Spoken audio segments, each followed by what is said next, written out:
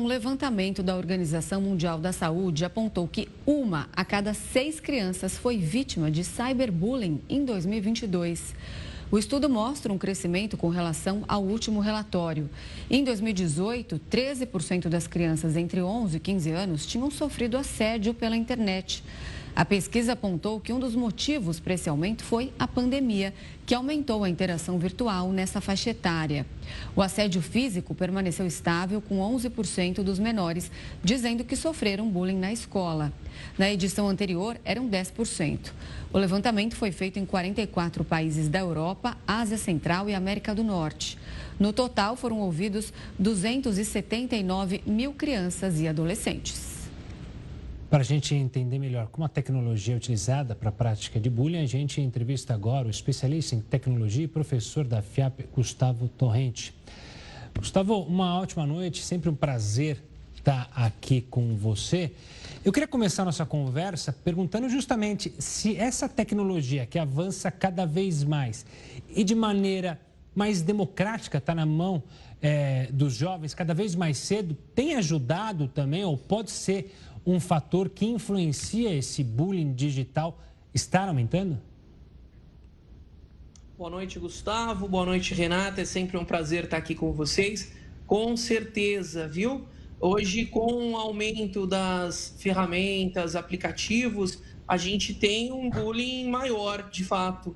A geração X falava muito que, na minha época não tinha bullying. Essa é uma frase muito comum que a gente ouve dos mais velhos.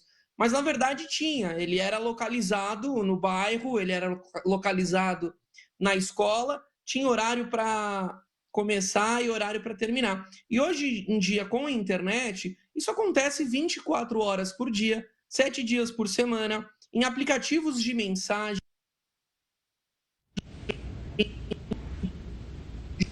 jogos online. Tivemos problema aqui com mais uma instabilidade com a internet. Gustavo, desculpa te interromper, a gente teve uma falha aqui na conexão. Você falava justamente sobre a facilidade dessas novas tecnologias e como nossa geração diz que, na nossa época não tinha bullying. Exatamente, Gustavo. Nessa época não tinha bullying, mas tinha, na verdade. Ele era localizado. Ele era localizado na escola, no bairro, tinha hora para acabar, hora para começar e testemunhas.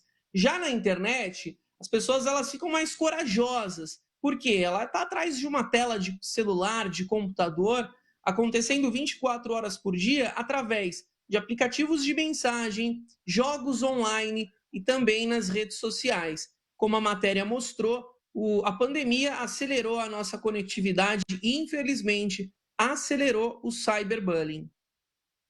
Gustavo, muita gente acaba cometendo cyberbullying justamente por essa questão de que na internet acha que ali é uma terra sem lei, acaba usando o anonimato de perfis falsos para cometer esses crimes. Agora, como que uma criança, um adolescente consegue identificar, no caso de criança, os pais, em que circunstâncias o cyberbullying ocorre? Quais as características dele? Hoje acontece, Renata, através de mensagens, fotos, vídeos, intimidando ali as vítimas. É muito importante que os pais tenham um canal aberto de diálogo com os filhos e também é papel das escolas e dos pais orientar o uso seguro, principalmente na fase ali das crianças que estão iniciando o acesso à internet, orientar as boas práticas, um uso consciente e alertá-las de um possível bullying, para que elas reportem aos maiores de idade e eles, respectivamente, possam reportar para as ferramentas, porque há 10, 15 anos atrás, né, a internet ela chegou no Brasil em meados de 95. Ano que vem a gente completa 30 anos de internet. E era assim, tudo mato, né? A gente brinca, terra sem lei. E hoje em dia não. Hoje em dia as aplicações elas evoluíram, possuem canais para você denunciar e a inteligência artificial hoje reconhece padrões e já oculta muitas mensagens e muitos comentários. Então a gente vê a tecnologia também evoluindo na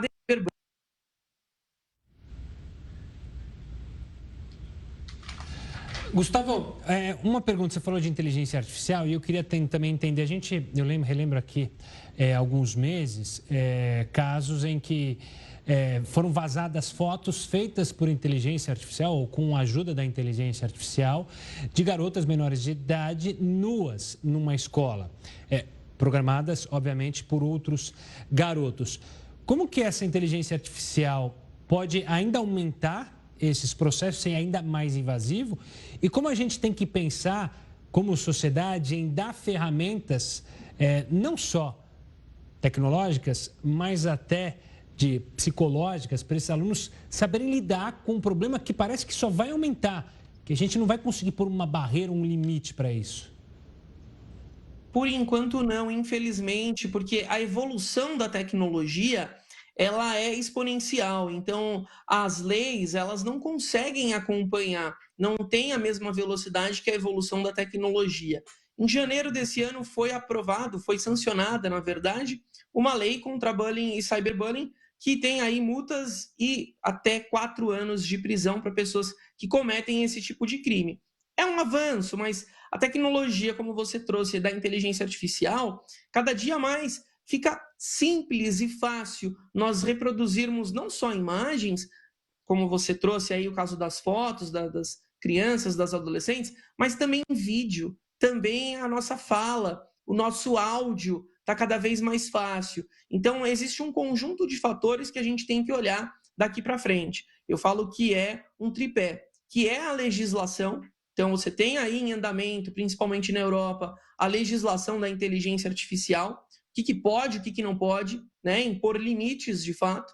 A gente tem ali o papel fundamental das plataformas que precisam ali alimentar os seus algoritmos para identificar esses tipos de ataques, de conteúdos inapropriados, ofensivos, e um terceiro pilar que é a conscientização, ou seja, é a educação das crianças, dos adolescentes, seja em casa ou seja na escola, do que pode e não pode, que isso pode acontecer de fato e tomar muito cuidado, né? A internet, eu costumo falar que é aquele bairro perigoso, a gente tem que andar sempre atento, sempre alerta, porque existem muitos golpes também envolvendo ali, aliando a prática do bullying, do cyberbullying, estelionatos, também a questão ali de ameaças, de extorsão, usando fotos, vídeos, imagens, áudios comprometedores das pessoas.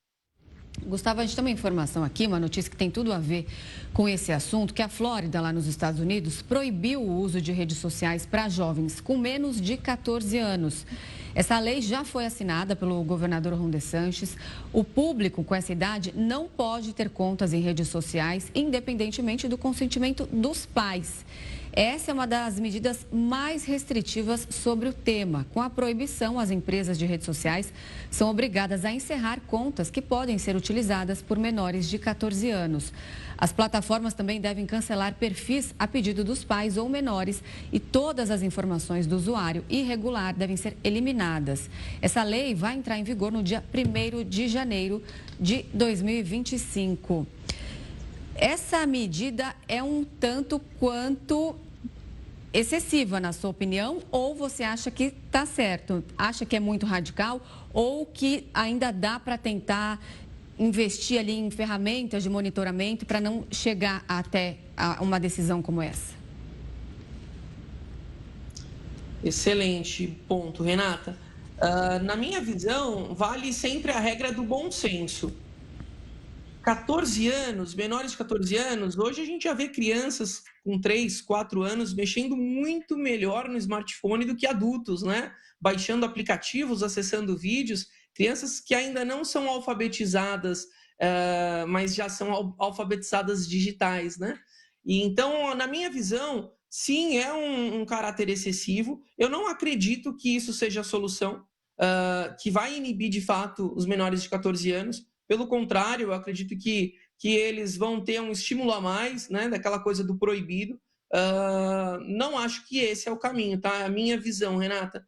Não acredito que isso inibe, de fato, o uso se a gente não tem, de fato, uma educação, um diálogo ali com os pais, um diálogo na escola sobre a conscientização do cyberbullying, que é um assunto sério. A gente sabe que tem muitas consequências graves, como saúde mental e até mesmo casos que levam ao suicídio. Gustavo, sempre uma honra tê-lo aqui para falar sobre um assunto tão importante. Um forte abraço e até uma próxima. Até mais, até uma próxima.